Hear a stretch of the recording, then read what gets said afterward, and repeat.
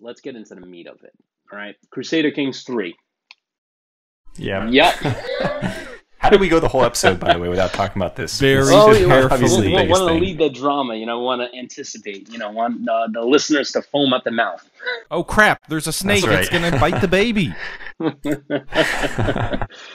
So Paradox has finally announced the sequel to the highly popular Crusader Kings 2, and a lot of people have been like enthusiastic, crazy about this new, because obviously there are a lot of Crusader Kings fans out there. A couple of things that I take away from this. So going through their page, it's kind of not cryptic, but it doesn't like flush out all the features. So these are the things that I popped out for me. You could choose a lifestyle that suits your personality and ambition. From some of the videos that I saw, you could basically, be a king, and you could be basically, a person that, a king that kind of chases after women, or, you could be a greedy motherfucker, or you can, you could be whatever kind of king you want, and the game will tailor itself to your ambition. And based upon that, your kingdom will unfold. There's dynasties will change and adapt to changes in family and politics, swimming in a rich world of religious faith and royal pageantry. War is backed by cunning diplomacy, and diplomacy unites bloodlines. So, I don't know. What do you guys take from this? Because from the stuff that I read, stuff that I saw, it's basically Crusader Kings, just, I don't know, refined. Better graphics, better everything. What do you guys My think? impression with the way that they're marketing this, and I think it's based off the success and what they feel they've learned from Crusader Kings 2, is that they're going to lean a lot more heavily into the family dynamics. I didn't get a sense, like when I first played Crusader Kings 2 when it first came out, like family was important and dynasty was important, but it wasn't the overarching driving key only thing that mattered in the game, right? Like it was still very much a grand strategy game about expanding your influence, and the family was a portion of that. I feel like with the way that they're marketing this, they're really going to go all in on the features that allow you to focus on your dynasty, and that is the primary driver of the game. And I think that's probably a smart thing, because I think that's what people find most compelling about CK2, is that storytelling arc. I'm not sure that'll appeal as much to some of the hardcore Paradox fans, where I think they're more about painting the map your color, and the dynasty is a portion of it, but it's not like the end-all be-all. I think the more traditional 4X grand strategy games fans may not find as much appeal in that, but I think the role-playing elements definitely will. And I think that'll be interesting to see how that all gets fleshed out when CK comes out. But at least from what little we've seen so far, to me it is very much a game about role-play. And that may give it a little bit of a unique flavor compared to CK2 in a slightly more emphasized way than CK2 has, in my opinion. Yeah, we also should mention that as part of all of this, they made CK2 free to play. Oh, yeah. Which had an interesting side effect. I'm not sure Paradox was considering as a possibility that now anybody can review CK2. So they've gone and they've destroyed CK2's Steam rating. It's just been obliterated. I mean, they probably sold all the games they're going to sell for, or most of the games they're going to sell for CK2, so maybe they're not as concerned. I mean, CK2 has been around for so long and has such a huge, like, overall you can't affect the rating that much, but if you look at the recent, I don't even know, what was it, just mostly negative? So yesterday, which is the 20th, right, of October, 160 negative reviews versus 130 positive. Wow. Yeah, it's mixed. So it's not even that bad. Its recent reviews are mixed for 61%, but you compare that with its overall reviews of 41,348, which is very positive at 88%. Yeah. I like that they did free to play. That's going to invite a lot of other people to get into the Paradox bandwagon, because people were not going to invest money into a strategy game like, Paradox has these grand strategy games. they now can actually download it, try it out, see how it tastes, and then if they like it, they can start going through those expansion packs, and then by the time they're done, Crusader Kings 3. They'll be $154 poorer. Yeah, right. I mean, yeah, it's worth calling out. It is free to play. That is only the base game. The DLC is all still priced. Yeah, but I think you can still play the multiplayer to get all the other stuff if you have a friend who has that stuff. Sure, I think that's the way their multiplayer works. One thing I did see is I thought I saw something saying the Old Gods was free. Maybe that was through some other website, I'm not sure. But I thought I saw something. It doesn't look like it is on Steam. So, I mean, going over the couple of things that I look like from the screenshots here is they kind of minimize the UI from what I see. Looking at the picture of England right here, compared to the Crusader Kings 2. Paradox streamlining UI? Never. Well, it's a lot less obtrusive than the previous game, as well as even Imperator. I feel like they're just cutting out a lot of that UI, and just so you can focus more on this, beautiful map that they have here, because it looks absolutely gorgeous. I mean, they put out a tweet, I think like a couple of days ago, where they had like CK1, CK2, and then CK3, and they had the same map, and they said something like, how time changes, and it's just remarkable how the differences in the map. Yeah. But so I'm going through the screenshots. I kind of agree with you that they're focusing a lot more on what is great about Crusader Kings, which is family drama, right? The family and your dynasty and all that good stuff. So I'm very hopeful for this game. I really like Crusader Kings 2. I didn't get into it because I felt like it was so vast and it takes so long to get used to it and so long to kind of find out what's going on and be basically the learning curve. That's what kind of threw me off a little bit, and I didn't have the time invest into CK2. But looking at this now, if they could refine it and the way kind of Paradox is going with a lot of their games, they're kind of making it the learning curve a lot more easier to kind of pick up on. So looking forward to what this game is going to come out. So I'm kind of curious for both of you guys, how CK2, what do you guys think about it? Were you guys a big player of CK2? Do you have like a massive series on it? Like, how much time did you invest in it? I don't think I ever did a series on CK2. What I liked about CK2, actually, I think, is just the vastness of the possibilities of that game, and I think modding helped a lot. I'm sure I'm not the only person who has played like a Game of Thrones mod for that. I mean, there's no real Game of Thrones game, but that's definitely pretty close. So that's a lot of fun to do. Yeah. I really enjoyed playing CK2 when I did.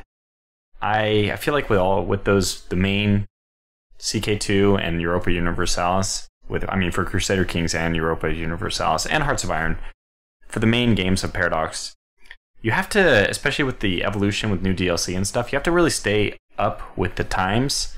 I have a couple of friends who own all the DLC, and if I'm behind a couple of DLC, if I haven't played for a while, I feel like I'm going into a completely new game. And that honestly, at some points, led to me not being as interested in playing the game, because I just felt like I'd already been left behind. So, I mean, that was my own take on it. We'll see what you guys... Well, what do you think? Matt? I mean, I'm bad at CK2. I'm just bad at it. But I do enjoy it, and I think it's awesome, and I think as much as I don't feel compelled to buy DLC in Hearts of Iron, because I don't feel like enough is ever really added, I think I'm the kind of person who values length, like a horizontal DLC pack as opposed to a vertical. And what I mean by that is, to me, a lot of the Hearts of Iron stuff is vertical, where it's like, well, this is the game, and we're just adding a little bit more complexity to it. Whereas I think where a lot of the CK2 expansions are like, yes, we're adding some complexity every time. They had some DLCs that like really fleshed out the Byzantine Empire and other things like that. But they also added a lot of length. The game originally started, and I think it covered like 1049 to like 1452 or something like that. And now it goes all the way forward to like 700 AD.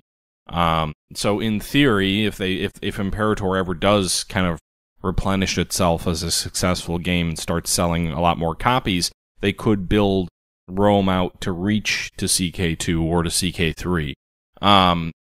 But I think I'm the kind of person who appreciates that like element of it. To me, it always felt like the CK expansions were more meaningful and added a lot of new depth and complexity, and it really felt like I was playing a new game all the time. And as you said, Tortuga, that was something that kind of caused you to fall out of love with it. Well, to me, that gave me more appreciation for the series, because to me that says, like, yes, this is the Paradox model done right, as opposed to where people feel like I'm being nickel and dimed for everything. To me, it's like, well, no, I can very clearly see, yes, it's a lot of money to stay up to date with this game, but I'm getting value for my time. Like, it would be no different than paying for a World of Warcraft type subscription over a monthly period of time. Like, if you had a CK monthly subscription, I would pay for that, because I feel like there is value being added consistently. If you asked me for a Hearts of Iron monthly subscription, I would never pay for that, because I don't feel like what they're adding is worth all that much. So I'm excited to see. Gosh, I hope they don't do a subscription per. Well, I'm just saying that, like, if you were to compare it, like, I could. To me, I see the value in the DLC in CK. I don't see the value in the DLC in Hearts of Iron for the most part. And Interesting. I think that's just opinion. I think that it's. But I do think there's an argument to be made that there has, and obviously the games are vastly, like, what, Hearts of Iron is 3 or 4 years old now, and CK's 8. So, you know, they've had a lot more time to add stuff to it.